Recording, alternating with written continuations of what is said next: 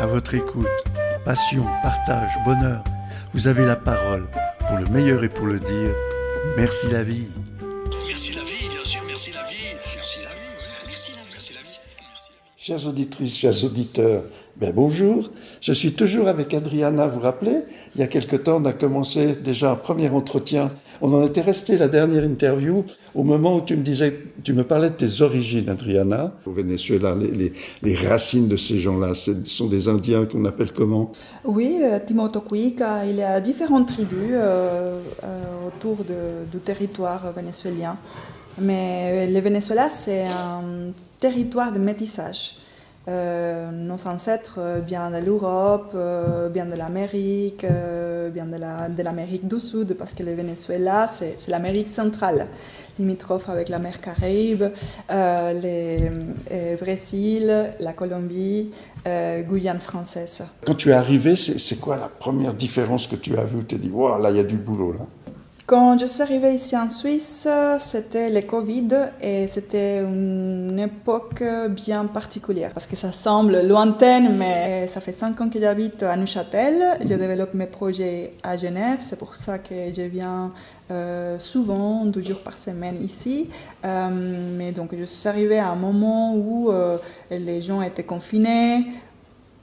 Il y avait les semi-confinements, donc les commerces étaient fermés, l'université, je ne voyais pas des cours, tous les cours, je ne les voyais pas en présentiel, beaucoup en visio, donc je n'ai pas saisi d'un coup la culture suisse parce que j'ai dû attendre à être en interaction avec les personnes. Donc oui, c'est une situation assez particulière. Mais on n'a pas vraiment parlé de tes formations et compétences. C'est toi qui introduis ça maintenant cette notion de cours et d'université. Avant d'arriver en Suisse, tu avais déjà une formation qui est en phase avec ce que tu nous as proposé lors de du premier entretien? Oui, complètement. Je suis technicien en imagerie médicale. Moi, je voulais faire la médecine, mais parce que au Venezuela, au moment où j'ai eu mon bac, il y avait toujours les métiers traditionnels. Et je me suis dit, je me vois plus dans la médecine parce que la biologie du corps m'intéresse énormément. Mais ma passion a été toujours la danse. Moi, j'ai fait la danse depuis mes 6 ans. Donc, c'était ma première passion. Et au Venezuela, il n'y a pas, on va dire, parce que les choses n'ont pas évolué dans ce sens, mais il n'y a pas de soutien pour la culture. Donc, je me suis dit que si je me lançais comme danseuse professionnelle, je n'allais pas avoir suffisamment de confort pour vivre correctement. Exactement. Sûr, Donc, j'ai toujours envisagé un métier à côté de ma passion. Quand j'ai quitté le Venezuela en 2014, je suis arrivée à Paris parce que c'était ma ville de rêve, parce que j'étais déjà sensible au français, mais je ne savais pas parler en français. Je l'ai appris là-bas. Et je me suis réorientée vers la science politique parce que mes études n'étaient pas valides. Je devais faire une reconnaissance de diplôme et je ne voulais pas à nouveau refaire les études dans un domaine. Il fallait valider simplement. Exactement. Ouais. Dans un domaine où j'avais déjà travaillé au Venezuela, j'ai travaillé dans les hôpitaux publics et privés. Je fais bien cette distinction parce que le système de santé au Venezuela, il est très dégradé.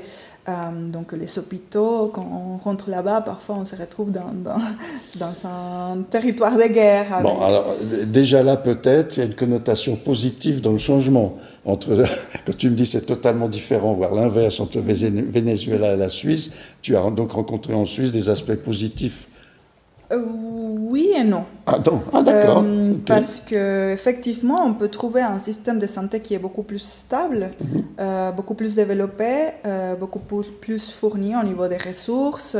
Au Venezuela, il y a des très bons professionnels, des experts qui parfois font toute leur carrière au Venezuela parce qu'ils sont amoureux du pays et ils ne veulent pas quitter les territoires vénézuéliens pour partir ailleurs, recommencer. Enfin, c'est dur quand même reconversion, de repartir de zéro. Au Venezuela, on a les savoirs, mais on n'a pas les structures adéquates. Ici en Suisse, au niveau de la santé, mais aussi au niveau politique et dans n'importe quel secteur, on voit qu'il y a un développement parce que il n'y a pas autant de ressources que le Venezuela peut avoir. Donc ici, ils sont concentrés sur l'établissement d'un système durable, pérenne, avec un système politique qui puisse justement consolider la société, les systèmes dans son ensemble. Tu avais une formation de base, je dirais, plus technique, que tu étais au Venezuela dans le cadre médical, où tu allais regarder plutôt dans le corps ce qui s'y passait, hein. Et puis aujourd'hui, j'ai le sentiment, par rapport à ce qu'on a dit dans notre premier entretien, que tu allais regarder plutôt dans l'esprit que dans le corps. Oui, complètement. Alors, juste pour finir avec mon parcours académique, je t'en prie. J'ai fait la science politique à Paris parce que justement, j'étais sensible à ce qui s'est passé au Venezuela à partir de 2014 et je voulais agir d'une manière ou d'une autre. Après, ma carrière a été très focalisée sur les droits et moi sur les systèmes politiques à Latino-Amérique. Donc, quand je suis arrivée en Suisse, j'ai commencé mes études dans un master en innovation. Et ça a été très riche parce que j'ai pu composer avec mes idées, mes rêves, et j'ai pu acquérir des compétences nécessaires pour les rendre possibles. Moi, j'ai travaillé dans un centre technologique à Neuchâtel. Ensuite, j'ai eu une expérience dans la coopération internationale ici à Genève, dans un hub d'éducation pour justement sensibiliser les différentes parties prenantes à l'éducation en situation d'urgence. Et juste après cette expérience, je me suis lancée avec mes projets. Et bien sûr, c'est lancé en tant qu'entrepreneuse, t'amène aussi à travailler sur toi, sur soi. Donc, j'ai dû justement travailler énormément toutes ces parties qu'il n'y avait pas osé à regarder en face pour pouvoir porter ces projets. C'est pourquoi j'ai commencé par la créativité, parce que c'est quelque chose qui m'a suivi avec le travail du corps. Mais après, je me suis dit, on va pousser encore plus. Et puis, j'ai commencé à m'imprégner de tous ces termes concernant l'esprit pour pouvoir porter ces projets à bien. Je reprends quand même ce qui m'avait intrigué lors de la fin de notre premier entretien, où ici c'était totalement différent et même contraire entre le Venezuela et la Suisse. Tu parlais de quoi spécifiquement comme exemple? De l'ouverture des gens. Au Venezuela, quand il y a un touriste qui arrive, une personne qui arrive, les Vénézuéliens, ils s'ouvrent leur cœur et leurs portes. Ils sont toujours les bienvenus. Les étrangers peuvent se sentir chez eux, en fait. On adore pouvoir donner le meilleur de nous aux autres, en fait. Chers auditrices et auditeurs, si vous pouviez voir la gestuelle des mains, et j'ai en face de moi également, je n'oublie pas, une danseuse, la façon dont ses bras et ses mains bougent quand elle parle d'accueil, vous comprenez tout de suite que c'est pas de la rigolade, on le fait sérieusement, ça. C'est exactement ça. L'accueil des gens, c'est différent au Venezuela qu'ici en Suisse. J'ai l'impression qu'ici en Suisse, les gens te testent un petit peu. Les gens, ils te font confiance au fur et à mesure. Ils ne vont pas tout donner d'un coup. Ils ne vont pas faire comme au Venezuela, on a l'habitude de faire. Mais ils vont aller doucement. Et quand j'ai compris ça, je me suis dit, OK, je ne veux pas sortir mes conclusions tout de suite sur certains rapports que j'ai eus, pas forcément négatifs, mais non, bien sûr, tout simplement différents. Et puis, je laisse la vie me dire si est-ce que c'est l'environnement adéquat pour moi ou pas. C'est intéressant ce que tu me dis, ça me rappelle une discussion que j'ai eue à l'ONU avec un ambassadeur il y a peu de temps, qui lui venait de Côte d'Ivoire, et qui me disait, mais M. Baumann, il y a une grande différence entre votre façon de fonctionner en Suisse et nous en Côte d'Ivoire, et peut-être plus globalement en Afrique, c'est que vous avez toujours envie et besoin, je dirais, d'anticiper. C'est-à-dire que si vous construisez une maison, eh bien vous savez que même s'il fait beau, il risque d'avoir 1 mètre de neige dessus, sur le toit l'hiver, que vous avez toujours mis des animaux en dessous parce que ça fait monter la chaleur. Donc dans tous les cas, vous avez l'habitude d'anticiper. Nous, en Afrique, on n'a pas besoin de ça. Ce qui fait que notre façon de voir le monde est totalement différente. On n'a pas besoin de se couvrir de 3000 manteaux pour aller à la chasse, et on sait très bien où normalement le gibier va se pointer. Donc nous, on doit être à l'heure au bon endroit, point barre, on a mangé le soir. Ça, c'est, voilà. Tandis que vous avez tout un système avec une inertie beaucoup plus grande sur comment se passent les choses. Et j'ai le sentiment que ce que tu viens de me dire, me rapporter, fait partie un petit peu de cette dynamique qui fait que chez nous, on découvre les gens peu à peu, on fait petit à petit confiance, et que peut-être cette spontanéité qu'on a moins que vous, d'ailleurs on le sent au niveau musical, au niveau artistique déjà, il y a une grande différence. Peut-être ça se rapporte à ce genre aussi de culture qui justifie quelque part ce comportement différent. Oui. Qu'est-ce que tu en penses? Oui, oui, complètement, tu as tout à fait raison. Et ça m'amène à parler un peu de systémie, Oui. parce que les systèmes sociotechniques, comme on aime parler en innovation, c'est ce système qui est composé par les différents facteurs économiques, culturels, juridiques, politiques, etc. On va les consolider dans son inertie dans les pays qui se disent développés, comme la Suisse. Le système va suivre un sentier de dépendance qui est beaucoup plus rigide, beaucoup plus solide, mais très difficile à changer. Et dans ce système, il y a tout qui est prédit, tout qui est déjà envisagé. Et ce qui change par rapport à mon pays, qui est très similaire à l'expérience que ton ami t'a partagée, on navigue dans l'incertitude. Parce que justement, le système n'a pas cette structure solide, n'a pas des bases suffisamment ancrées pour faire un système qui prend en compte les besoins primaires déjà de la population, les besoins de se nourrir, de se soigner, de vivre correctement avec l'électricité, de l'eau potable par exemple. Donc on n'a pas ça. Et donc on doit être créatif au Venezuela. C'est pourquoi on est naturellement créatif et résilient. C'est une des choses que j'amène dans mes projets ici en Suisse, notamment les projets vers nous. Je développe justement cette côté résilience en échangeant avec le public qui a vécu une situation de migration, de refuge, une situation compliquée dans son insertion sociale et économique ici en Suisse, parce que je trouve qu'il y a énormément de valeurs dans ces histoires, dans ces expériences personnelles, des gens qui viennent d'ailleurs en fait.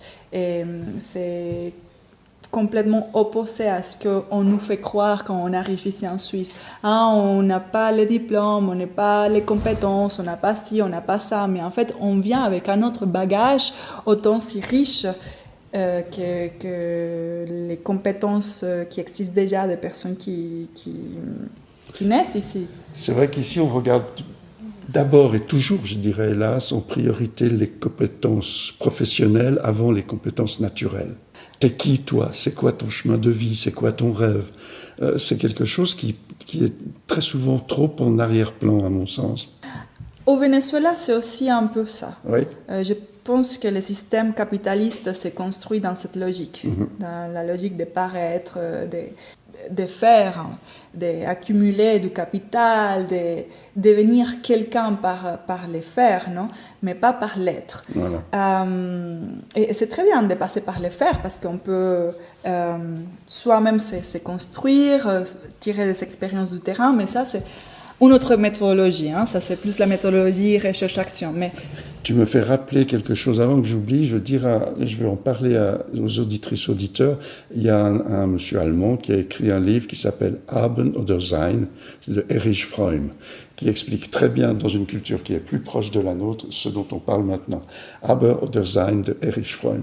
Merci beaucoup pour cette recommandation de lecture. Je voulais juste faire une distinction parce que moi, je passe beaucoup par les faire dans mes méthodes. Pour moi, passer par les terrains, par l'expérience, par les vécus à travers nos sens, et dans les collectifs, c'est quelque chose qui est différent de la méthode traditionnelle, qui passe d'abord par la théorie et ensuite par les faits. Aujourd'hui, les évolutions sociétales montrent que nous devons innover dans l'éducation. Et donc, on doit développer des compétences à travers des expériences terrain. Donc, passer par les faits, c'est très bien. Mais là, ce que je raconte, ce qu'on vit dans le système actuel, c'est dans cette logique d'accumulation des ressources et du capital, juste parce qu'on n'a pas comblé quelque chose à l'intérieur de nous. On ne se pose pas les bonnes questions. On ne vit pas avec un sens. Ce qu'on dit en espagnol, un propósito. Non? Et donc, on ne travaille pas ce sens-là de notre vie, le sens de pourquoi je suis là, quelle est ma mission dans ma vie, dans ce monde, qu'est-ce que moi je peux apporter. Et donc c'est justement quelque chose qu'on trouve un peu partout dans ce système capitaliste. Mais c'est vrai qu'au Venezuela, on navigue beaucoup dans l'incertitude. D'où cette spontanéité quelque part, je dirais un opportunisme tout à fait positif de saisir une occasion ou simplement un être humain qui passe en disant « t'es qui toi ? Qu'est-ce qu'on peut faire ? Qu'est-ce qu'on pourrait construire ? Qu'est-ce que t'en penses ?» etc. C'est vrai que chez nous, on n'a pas tant ce réflexe-là, a priori. Oui, complètement. Donc, non seulement il y a cet accueil, cette ouverture, cette envie d'aller vers l'autre, mais cet esprit de collaboration. Parce que comme on ne trouve pas de soutien dans les structures du gouvernement, en fait, on fait tout à travers les réseaux existants dans les territoires, en fait. Donc, c'est nécessaire de collaborer avec l'autre, de communiquer, de construire des projets et de se lancer. Alors, c'est ça un petit peu le message que tu nous apportes, à travers cette relation que tu as avec ces différentes structures de fondation, sur apprendre à vivre ensemble, d'être plus spontané, d'être plus créatif. En fait, ça ressemble à tes origines. Complètement, oui. Mais merci. Bienvenue, on a besoin de toi. Merci beaucoup pour développer un peu plus. Je me suis rendu compte que j'avais un bagage très riche quand j'étais dans différentes situations ici en Suisse avec des personnes très formatées, qui n'arrivaient pas à avoir d'autres perspectives. Je me suis rendu compte qu'avec mon regard qui vient d'ailleurs, j'amenais de la valeur. Et je me suis dit, mais on pourrait justement valoriser les parcours, on pourrait valoriser davantage les personnes, les migrants, et puis les empowerer pour dire, voilà, vous apportez la valeur, c'est votre maison maintenant, la Suisse. Maintenant, il faut chercher la manière de les intégrer, mais non seulement professionnellement et économiquement, mais aussi socialement. Et ça passe par la construction d'une estime de soi, d'une confiance, par la reconnaissance de sa valeur, par la reconnaissance de ce qu'on amène d'ailleurs, de notre bagage multiculturel. Il y a un rituel dans cette émission. L'émission s'appelle « Merci la vie ». Si tu entends quelqu'un dire « Merci la vie », comment ça résonne en toi ? Je m'imagine... Alors là, elle est en train de serrer les mains, elle a regardé dehors, elle sourit. Je m'imagine un sentiment de gratitude, de plénitude aussi, et de flow, de confiance à la vie, de justement faire confiance, peu importe dans quelle situation on se trouve. On se connecte avec soi, on se connecte avec son essence, avec ce qui est vraiment important pour nous, avec notre enfant intérieur. Et puis, merci la vie parce qu'on a la santé, on a de l'eau, le soleil, des gens qui sont là, qui partagent, qui sourient, qui nous tendent la main, qui nous écoutent, qui nous conseillent. Je fais un petit zoom ces dernières 48 heures. Est-ce qu'il y a un événement qui te confirme que des fois c'est bien d'être ouvert dans l'instant à la vie qu'on a autour de nous pour se dire merci la vie, si j'avais pas été à ce moment-là vraiment ancré, je n'aurais pas remarqué que là il y avait du merci la vie. En fait, je suis toujours dans l'observation. dans l'observation de mon entourage, mais aussi dans l'observation de moi-même, de mes pensées. Et je me dis qu'il ne faut pas regretter le passé, parce que le passé, on le vit selon notre niveau de conscience. Il faut toujours penser au moment présent. Ne pas regretter le passé, réfléchir à notre émotion, à notre sentiment, à notre sensation du moment présent.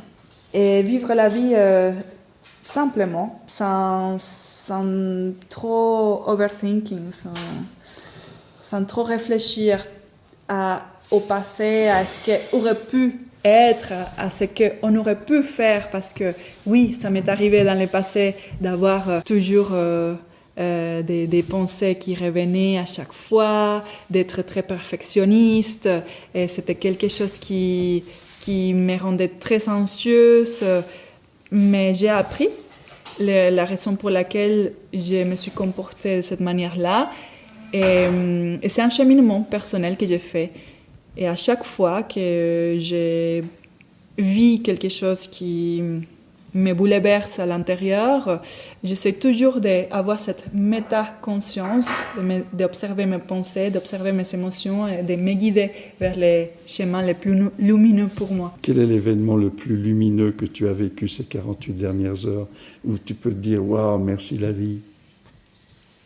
Alors Michel, je suis toujours dans un état de gratitude.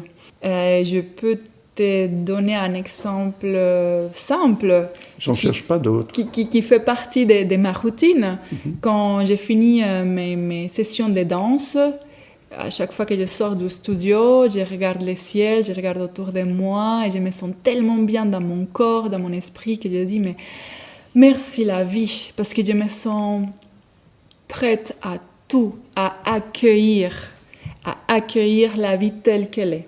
Ça fait plaisir dans notre entourage et à moi-même d'entendre ces propos. Ça me conforte, à savoir que ce chemin de vie, eh bien, on est beaucoup à le partager et que des fois, on regarde trop loin et puis on s'en coupe dans le petit caillou qui est en face de nous, alors que si on vivait l'instant, eh bien, on ne se ferait pas piéger par tout ça, parce que dans l'instant, il y a tellement, des fois, de tristesse, c'est clair, mais je crois qu'en étant branché vraiment sur le présent, on se trouve plus en face de solutions que si on regarde trop en arrière ou trop en avant, tu es d'accord ? Complètement. Et c'est aussi prendre de la hauteur sur certaines situations. Parce que si dans l'instant présent, on est triste ou on est confronté à une situation complexe, ce qui m'aide beaucoup, c'est à prendre de la hauteur sur mes pensées, sur la situation, et puis regarder qu'est-ce que je suis capable de faire.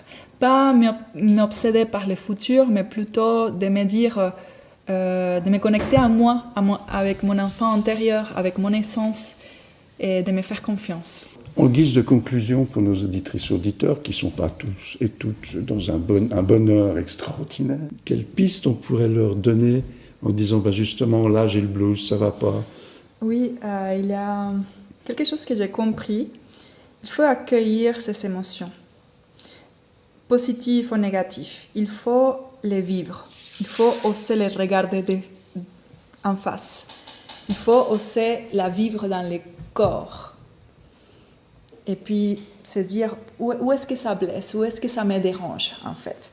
Et puis de commencer à aller en profondeur dans la recherche de pourquoi je suis triste, quelle est la raison. Il y a toujours une raison pour laquelle on éprouve certaines émotions. Moi, je dirais aux auditeurs, auditrices de sentir complètement ces émotions, de les accueillir et de se poser de bonnes questions, de vivre le chaos. Parce que dans la vie, on a un parcours qui n'est pas linéaire et on a toutes les couleurs en même temps. Donc on peut se dire, ok, c'est pas grave si dans l'instant présent, dans cette période de ma vie, c'est un peu le chaos, il faut le vivre, il faut l'accepter. Parce que quand on accepte, après on lâche prise, on ne ressent plus l'anxiété et la vie nous amène vers une autre étape. Si parmi nos auditrices et auditeurs, quelques-uns se disent « Tiens, j'irais bien chercher un petit peu plus loin », tu peux être bonne conseillère et on peut regarder sur ton site internet Bien et sûr. puis de regarder soit dans un contexte personnel ou dans un groupe, que ce soit d'amis ou de professionnels, associatifs ou quoi que ce soit, dire « Tiens, on va peut-être aller voir ce côté-là, il y a peut-être des pistes ». Oui, bien sûr. Alors, chers amis auditrices et auditeurs, je vous remercie de cette écoute. Je te remercie, toi, Adriana, d'avoir consacré tout ce temps. Merci à Et toi. puis, ne sois pas surprise si un jour je te sollicite pour d'autres questions. Bien sûr, avec plaisir. Allez, je t'embrasse. Belle fin de journée, à tout bientôt et merci la vie. Au revoir. Au revoir. Un grand merci de votre soutien. Merci de continuer à vous abonner. Je vous souhaite le meilleur du monde et à tout bientôt. Au revoir.